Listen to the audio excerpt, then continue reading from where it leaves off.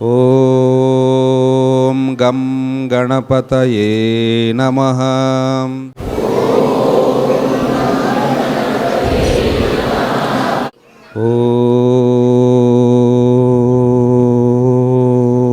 ಓಂ ಹಾಗೆ ನಂಬ್ತಿದ್ದು ಓಂ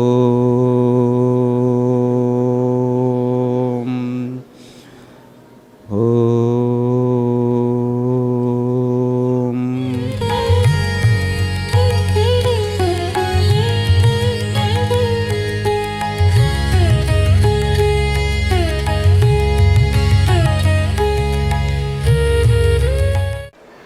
ಯಾವ ಭಾರತ ದೇಶದಲ್ಲಿ ಜ್ಞಾನ ಮತ್ತು ಆಹಾರ ಇದಕ್ಕೆ ಒಂದು ಫೈನಾನ್ಷಿಯಲ್ ಡೈಮೆನ್ಷನನ್ನು ಕೊಟ್ಟಿರಲಿಲ್ಲ ನಮ್ಮ ಪೂರ್ವಜರು. ಇದಕ್ಕೆ ಆರ್ಥಿಕ ಆಯಾಮ ಇರಲಿಲ್ಲ, ಇದು ವ್ಯಾಪಾರವಾಗಿರಲಿಲ್ಲ, ಇದನ್ನು ಕೊಳ್ಳುವ ಮಾರುವ ಪ್ರವೃತ್ತಿ ನಮ್ಮದಾಗಿರಲಿಲ್ಲ. ಅಂಥ ದೊಡ್ಡ ಪರಂಪರೆಯ ಇತ್ತೀಚಿನ ನಮ್ಮ ಎಲೆ ಚಿಗುರುಗಳು ನಾವೆಲ್ಲ. ಮಹಾವೃಕ್ಷದ ಈ ಎಲೆ ಚಿಗುರು ಈಗ ತಾನೇ ಕಂಡು ಬಿಡ್ತಾ ಇರುವಂಥ ಎಲೆಗೆ ವಟವೃಕ್ಷದ ಮಹತ್ವ ಗೊತ್ತಿಲ್ಲ, ಅದು ಈಗ ತಾನೇ ಕಂಡು ಬಿಡ್ತಾ ಇದೆ ಎಲೆ. ಆದರೆ ವಟವೃಕ್ಷದ ಬಗ್ಗೆ ತಿಳ್ಕೊಳ್ಳೋದು ಎಲೆಗೆ ಘನತೆ ತಂದು ಕೊಡುತ್ತೆ. ಯಾಕೆಂದರೆ ಆ ವಟವೃಕ್ಷದ ಭಾಗವಾಗಿ ಈ ಎಲೆ ಇದೆ. ಹಾಗೆಯೇ ಈ ಭವ್ಯ ಭಾರತದ ಭರತಖಂಡದ ಆರ್ಯಾವರ್ತ, ಬ್ರಹ್ಮಾವರ್ತ, ಭರತಖಂಡ, ಭರತವರ್ಷ ಅಂತ ಎಲ್ಲ ಶಬ್ದಗಳಿಂದ ನಾವು ಯಾವ ದೇಶವನ್ನು ಕುರಿತು ಸಂಬೋಧನೆ ಮಾಡ್ತಾ ಇದ್ದೀವೋ ಆ ದೇಶದ ಮಹತ್ವವನ್ನು ನಾವು ತಿಳ್ಕೊಳ್ಳದೆ ಹೋದರೆ ನಮ್ಮಂಥ ನತದೃಷ್ಟರು ಯಾರೂ ಈ ಪ್ರಪಂಚದಲ್ಲಿಲ್ಲ. ನಾಗರಿಕತೆ ಕಗ್ಗತ್ತಲೆಯಲ್ಲಿ ತಡಕಾಡ್ತಾ ಇದ್ದಂಥ ಸಂದರ್ಭದಲ್ಲಿ ಅತಿ ಪುರಾತನ ಕಾಲದಿಂದ ಇತಿಹಾಸ ಇಣುಕಿ ಹಾಕಿ ನೋಡುವುದಕ್ಕೂ ಸಾಧ್ಯವಿಲ್ಲದಷ್ಟು ಹಿಂದಿನ ಕಾಲದಿಂದ ಜಗತ್ತಿಗೆ ಜ್ಞಾನವನ್ನು ಮತ್ತು ಸಂಪತ್ತನ್ನು ಪರಿಚಯ ಮಾಡಿಸಿದಂಥ ಹೆಗ್ಗಳಿಕೆ ನಮ್ಮ ಪೂರ್ವಜರದು. ಸ್ವಾಮಿ ವಿವೇಕಾನಂದರ ಶಬ್ದದಲ್ಲಿ ಹೇಳೋದಾದರೆ, this is the ancient eternal land where wisdom made its home before it went into any other parts of the globe. ಅಂದರೆ ನಾಗರಿಕತೆಗಳ ತವರೂರು, ಜಗತ್ತಿಗೆ ಸಂಸ್ಕೃತಿ, ಸಾಹಿತ್ಯ, ಸಂಗೀತ, ಅಧ್ಯಾತ್ಮ, ಶಿಕ್ಷಣ ಮತ್ತು ಉತ್ತಮ ನಡವಳಿಕೆಯ ಲಕ್ಷಣ ಹೇಗಿರಬೇಕು ಅನ್ನೋದನ್ನು ಜಗತ್ತಿಗೆ ಪರಿಚಯಿಸಿದಂಥ ಭವ್ಯ ಭಾರತೀಯ ಪರಂಪರೆಯ ಇತ್ತೀಚಿನ ಜನಾಂಗ ನಾವು. ಆದರೆ ನಮ್ಮ ಇತಿಹಾಸ ನಮ್ಮ ಮನಸ್ಸಿಗೆ ಬರಲೇ ಇಲ್ಲ. ನಮ್ಮ ಪೂರ್ವಜರು ಹೇಗೆ ಬಾಳಿದ್ದರು, ಹೇಗೆ ಅದ್ಭುತವಾದ ಒಂದು ಸುಭದ್ರವಾದಂಥ ಭವ್ಯವಾದಂಥ ಸಂಸ್ಕೃತಿಯ ಆಧ್ಯಾತ್ಮಿಕ ಶಕ್ತಿಯ ಆಧಾರದ ಮೇಲೆ ಅದ್ಭುತವಾದ ದೇಶವನ್ನು ಕಟ್ಟಿದ್ದೆವು ಅನ್ನೋದು ನಮಗೆ ಪರಿಚಯ ಇಲ್ಲ. ಇವತ್ತು ಕಣ್ಣು ಬಿಟ್ಟು ನೋಡ್ತಾ ಇರುವಂಥ ಮಗುವಿಗಂತೂ ಸಾಧ್ಯವೇ ಇಲ್ಲ. ಯಾಕೆಂದರೆ ಅವ್ರ ತಂದೆಗೂ ಗೊತ್ತಿಲ್ಲ, ಅವ್ರ ತಾತನಿಗೂ ಗೊತ್ತಿಲ್ಲ, ಅವ್ರ ಮುತ್ತಾತನಿಗೂ ತನ್ನ ಭವ್ಯ ಪರಂಪರೆಯ ಬಗ್ಗೆ ಅಷ್ಟಾಗಿ ಪರಿಚಯ ಇಲ್ಲ. ಇದೊಂದು ದುರಂತ.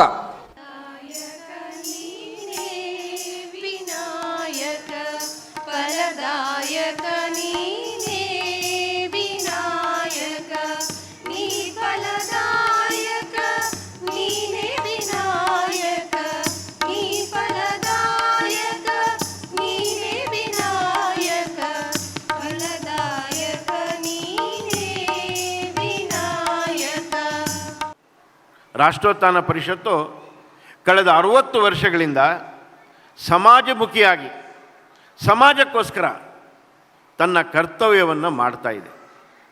ಅದು ಸಾಹಿತ್ಯದ ಮುಖಾಂತರ ಇರ್ಬೋದು, ಶಿಕ್ಷಣದ ಮುಖಾಂತರ ಇರ್ಬೋದು, ಸೇವೆ ಮುಖಾಂತರ ಇರ್ಬೋದು, ಅಥವಾ ಆರೋಗ್ಯದ ಮುಖಾಂತರ.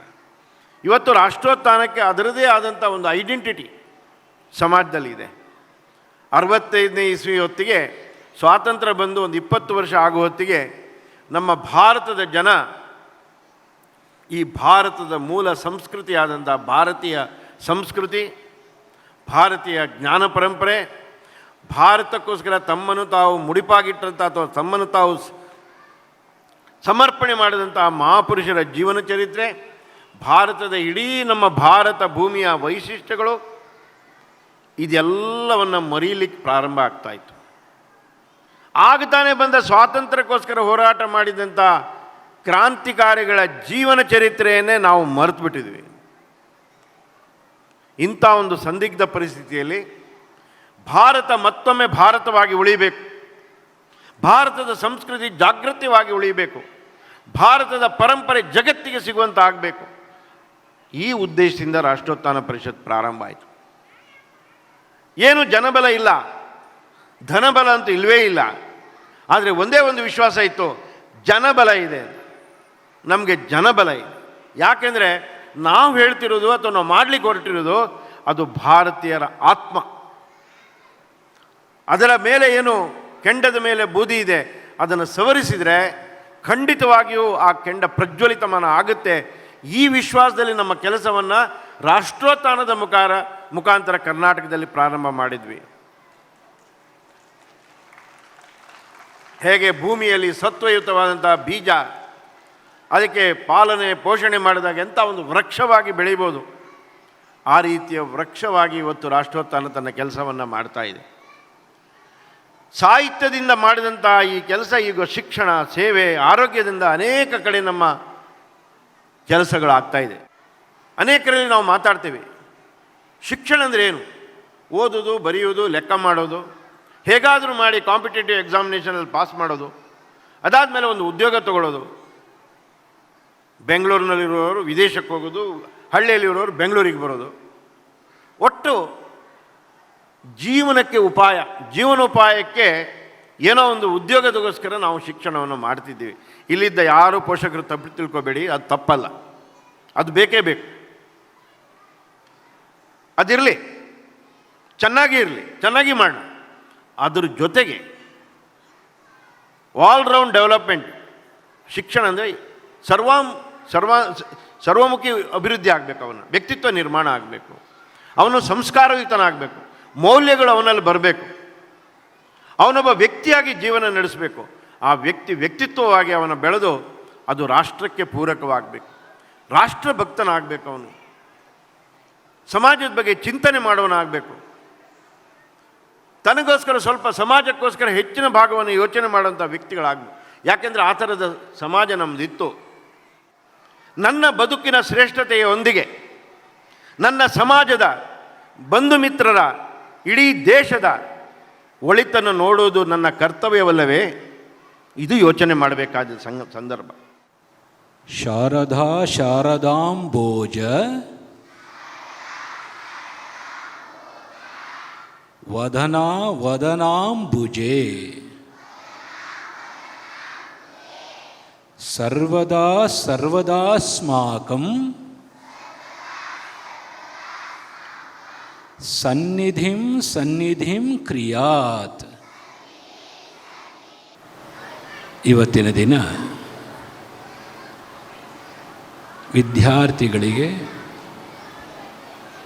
ಅತಿ ಉತ್ತಮವಾಗಿರತಕ್ಕಂಥ ಶುಭ ದಿನ, ವಿದ್ಯಾರಂಭ ಅಂತ ಹೇಳಿದ್ವಿ. ಅದು ಇವಾಗ ಅಧಿಕ ಮಾಸ ನಡೀತಾ ಇದೆ. ಅಧಿಕ ಮಾಸದಲ್ಲಿ ನಾವೇನೇ ಮಾಡಿದ್ರೂ ಕೂಡ ಹೆಚ್ಚಿನ ಅಧಿಕವಾಗಿರ್ತಕ್ಕಂಥ ಫಲ ಸಿಗತ್ತೆ ಅಂತ ಹೇಳ್ತೀವಿ. ಅಧಿಕಸ್ಯ ಅಧಿಕ ಫಲಂ ಅಂತ ಹೇಳ್ತೀವಿ. ನನ್ನ ಗುರುಗಳು ಯಾವಾಗಲೂ ಹೇಳೋರು, ಒಬ್ಬ ಮನುಷ್ಯನಾಗಿ ಹುಟ್ಟಿ, ಮನುಷ್ಯನಾಗಿ ಬೆಳೆದು, ಮನುಷ್ಯನಾಗಿ ಜೀವನವನ್ನು ನಡೆಸಿ, ಮನುಷ್ಯನಾಗಿ ಅವನು ಶರೀರ ಬಿಟ್ಟಿದ್ದೆ ಆದರೆ ಅದಕ್ಕಿಂತ ಉತ್ತಮ ಕೊಡುಗೆ ಸಮಾಜಕ್ಕೆ ಬೇರೆ ಏನೂ ಬೇಕಾಗಿಲ್ಲ ಅಂತ. ಏನಕ್ಕೆ ಅಂದರೆ ನಾವು ಮನುಷ್ಯರಾಗಿ ಹುಟ್ಟುತ್ತಾ ಇದ್ದೀವಿ, ಯಾವ ರೀತಿ ಬೆಳಿತೀವಿ ಅಂತ ನಮಗೂ ಗೊತ್ತಿಲ್ಲ.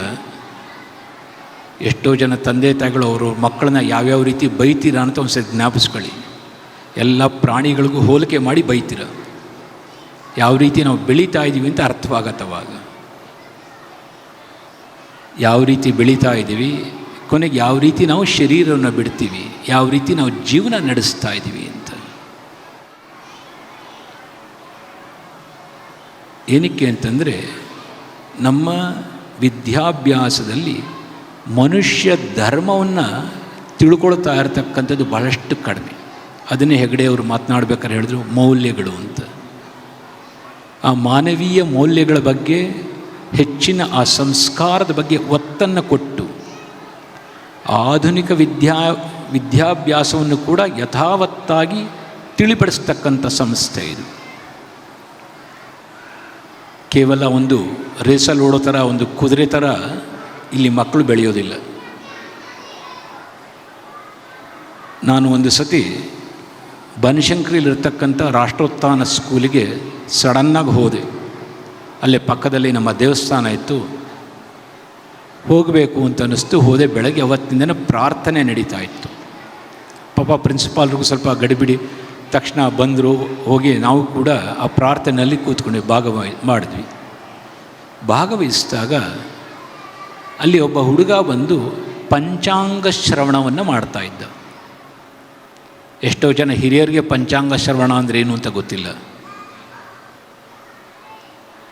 ಆ ಪಂಚಾಂಗ ಶ್ರವಣ ನಾನು ಕೇಳಿದೆ, ಇನ್ನು ಇವತ್ತು ಸ್ಪೆಷಲ್ಲಾ, ನಾನು ಬಂದಿದ್ದೀನಿ ಅಂತ ಮಾಡಿಸ್ತಾ ಇದ್ದೀರಾ ಅಂತ. ಇಲ್ಲ ಸ್ವಾಮೀಜಿ, ಪ್ರತಿನಿತ್ಯ ಪಂಚಾಂಗ ಶ್ರವಣ ಆಗತ್ತೆ ಇಲ್ಲಿ. ಒಂದೊಂದು ದಿನ ಒಬ್ಬೊಬ್ಬರು ಮಕ್ಕಳು ಬಂದು ಇಲ್ಲಿ ಪಂಚಾಂಗ ಶ್ರವಣ ಮಾಡ್ತಾರೆ. ತಿಥಿ ನಕ್ಷತ್ರ ಏನು, ಅವತ್ತಿನ ದಿನ ಯಾವ ಯೋಗ, ಯಾವ ಕರಣ, ಏನ ತಿಥಿ, ಯಾವ ಪಕ್ಷ, ಅದರ ಒಂದು ಜ್ಞಾನ, ಯಾವ ಮಾಸ, ಅದರೊಂದು ಜ್ಞಾನ. ನಮಗೆ ಜನವರಿ ಫೆಬ್ರವರಿ ಗೊತ್ತಿದೆ ಹೊರತು ಚೈತ್ರ ವೈಶಾಖ ಜ್ಯೇಷ್ಠ ಆಷಾಢಗಳಾದಿಗಳು ಗೊತ್ತಿಲ್ಲ ನಮಗೆ ಮಕ್ಕಳಿಗೆ. ಸಾಮಾನ್ಯವಾಗಿ ಮಕ್ಕಳನ್ನು ಇವತ್ತಿನ ದಿನ ಏನು ಬಹಳಷ್ಟು ಜನ ಮಧ್ಯವಯಸ್ಕರು ಏನಿದ್ದಾರೆ ಈ ಒಂದು ಸಮಾಜದಲ್ಲಿ, ಅವರುಗಳು ಬಾಲ್ಯವನ್ನು ನೋಡಿದಾಗ ಆ ಬಾಲ್ಯದಲ್ಲಿ ಬಹಳಷ್ಟು ವಿವಿಧ ಶಾಲೆಗಳಲ್ಲಿ ಬೆಳೆದಿದ್ದಾರೆ. ಏನಕ್ಕೆ ಈ ಮಾತನ್ನು ಹೇಳ್ತಾ ಇದ್ದೀನಿ ಅಂತಂದರೆ, ಅಡಿಪಾಯ ಭದ್ರ ಆಗಬೇಕು ಅನ್ನೋದಕ್ಕೋಸ್ಕರ ಹೇಳ್ತಾ ಇದ್ದೀನಿ. ಅವರ ಹಿರಿಯರ ಜೊತೆ ಯಾವ ರೀತಿ ವ್ಯವಹಾರ ಮಾಡ್ತಾ ಇದ್ದಾರೆ ಕೆಲವರು ಅಂತ ನೋಡಿದಾಗ, ನೀವು ವೃದ್ಧಾಶ್ರಮಕ್ಕೆ ಭೇಟಿ ನೀಡಿದ್ರೆ ಗೊತ್ತಾಗುತ್ತೆ. ಅವರ ವೃದ್ಧಾಶ್ರಮದಲ್ಲಿ ಇರ್ತಕ್ಕಂಥ ಹಿರಿಯರು, ಅವರ ಮಕ್ಕಳೆಲ್ಲರೂ ಕೂಡ ಒಳ್ಳೊಳ್ಳೆ ಪದವಿನಲ್ಲಿರ್ತಕ್ಕಂಥವರು, ಹಣಕಾಸಿಗೆ ಕೊರತೆ ಇಲ್ಲದಿರ್ತಕ್ಕಂಥವರು. ಆದರೆ ತಮ್ಮ ತಂದೆ ತಾಯಿಗಳ ಜೊತೆ ಒಂದು 10 ನಿಮಿಷ ಕೂತ್ಕೊಂಡು ಊಟ ಆಯ್ತೇನಪ್ಪ, ತಿಂಡಿ ಆಯ್ತೇನಪ್ಪ, ಮೆಡಿಸಿನ್ ತೊಗೊಂಡೇನಪ್ಪ ಅಂತಕ್ಕಂಥ ಕೇಳ್ತಕ್ಕಂಥ ಒಂದು ಸಮಯ ಹಾಗೂ ವ್ಯವಧಾನ, ಆ ಒಂದು ತಾಳ್ಮೆ ಅವರಲ್ಲಿ ಇಲ್ಲ. ನಮ್ಮ ಯೋಚನಾ ಲಹರಿ ಬಹಳಷ್ಟು ಬದಲಾವಣೆಗಳಾಗೋಗಿದೆ. ಏನಕ್ಕೆ ಬದಲಾವಣೆ ಆಯಿತು ಅಂತಂದರೆ, ನಮ್ಮಲ್ಲಿ ಹೆಚ್ಚಾಗಿ ಆ ಪುರುಷಾರ್ಥ ಏನಿದೆ, ಪ್ರಧಾನ ಪುರುಷಾರ್ಥ 4 ಪುರುಷಾರ್ಥ ಅಂತ, ಧರ್ಮ ಅರ್ಥ ಕಾಮ ಮೋಕ್ಷ. ಆ ಪುರುಷಾರ್ಥಗಳಲ್ಲಿ ಅರ್ಥಕ್ಕೆ ಪ್ರಾಧಾನ್ಯತೆಯನ್ನು ನಾವು ಕೊಡಲಿಕ್ಕೆ ಶುರು ಮಾಡಿದ್ವಿ. ಏನಕ್ಕೆ? ನಮ್ಮನ್ನು ನಾವು ವಿದೇಶಿಯರಿಗೆ ತುಲನೆಯನ್ನು ಮಾಡಿಕೊಳ್ಳಿಕ್ಕೆ ಶುರು ಮಾಡಿದ್ವಿ. ಪ್ರತಿಯೊಬ್ಬ ಮನುಷ್ಯನೂ ಕೂಡ ಭಗವಂತನ ಸ್ವರೂಪ. ನೀವೆಲ್ಲರೂ ಕೂಡ ಭಗವತ್ ಸ್ವರೂಪರೇ. ನಿಮ್ಮ ಜೀವನದಲ್ಲಿ ನೀವೇನಾದರೂ ಇನ್ನೊಬ್ಬರ ಜೊತೆ ತುಲನೆಯನ್ನು ಮಾಡಿಕೊಳ್ಳಿಕ್ಕೆ ಶುರು ಮಾಡಿದ್ರೆ, if you start comparing yourself with others, ನಿಮ್ಮ ಜೀವನದ ನೆಮ್ಮದಿ ಹೊರಟೋಗುತ್ತೆ. ನಿಮ್ಮ ಜೀವನದಲ್ಲಿ ದುಃಖ ಪರಿಪೂರ್ಣವಾಗಿ ಆವರಿಸುತ್ತೆ, ದ್ವೇಷ ಅಸೂಯೆ ಆವರಿಸುತ್ತೆ. ಇಲ್ಲಿ ಆ ಪುರುಷಾರ್ಥದಲ್ಲಿ ಧರ್ಮ ಅರ್ಥ ಕಾಮ ಮೋಕ್ಷ ಅಂತ ಹೇಳ್ತಾನೆ. ಧರ್ಮಕ್ಕೆ ಮೊದಲನೇ ಸ್ಥಾನ ನಮ್ಮಲ್ಲಿ, ಅರ್ಥ ಕಾಮನೆಗಳಿಗೆ ನಂತರ. ನಮ್ಮ ಸನಾತನ ಧರ್ಮವನ್ನು ಹೊರತುಪಡಿಸಿ ಮಿಕ್ಕ ಎಲ್ಲ ಧರ್ಮಗಳು ಕೂಡ ಕೇವಲ ಪುರುಷಾರ್ಥಗಳು, ಅರ್ಥಕಾಮ ಮಾತ್ರ. ಧರ್ಮ ಹಾಗೂ ಮೋಕ್ಷ ಇಲ್ಲ, ಅಲ್ಲಿ ಕಾನ್ಸೆಪ್ಟೇ ಇಲ್ಲ. ನಮ್ಮಲ್ಲಿ ಧರ್ಮಯುಕ್ತವಾಗಿರ್ತಕ್ಕಂಥ ಅರ್ಥ, ಧರ್ಮಯುಕ್ತವಾಗಿರ್ತಕ್ಕಂಥ ಕಾಮನೆಗಳಿದ್ರೆ ಮಾತ್ರ ನಿನಗೆ ಮೋಕ್ಷಕ್ಕೆ ಅಧಿಕಾರತ್ವ ಸಿಗತ್ತೆ. ಮೋಕ್ಷ ಸಿಗೋಲ್ಲ, ಅಧಿಕಾರತ್ವ ಸಿಗತ್ತೆ. प्रथमम् अस्माकं प्रिय पूज्य मधुसूदनानन्दपुरी स्वामीजी महाभागाय मम विनम्रः धन्यवादः. स्वामीजी महाभागस्य प्रेरणादायकानि वचनानि मार्गदर्शनं च अस्य कार्यक्रमस्य सौन्दर्यवर्धितं. छात्राणां भविष्यविषये सकारात्मकविचाराः प्रेरणाः च अस्मभ्यः आत्मविश्वासं दत्तवन्तः. भवताम् अमृतवचनैः वयं सर्वे धन्याः गुरुजी. भवतां कृते कोटिकोटिशः धन्यवादः स्वामीजी.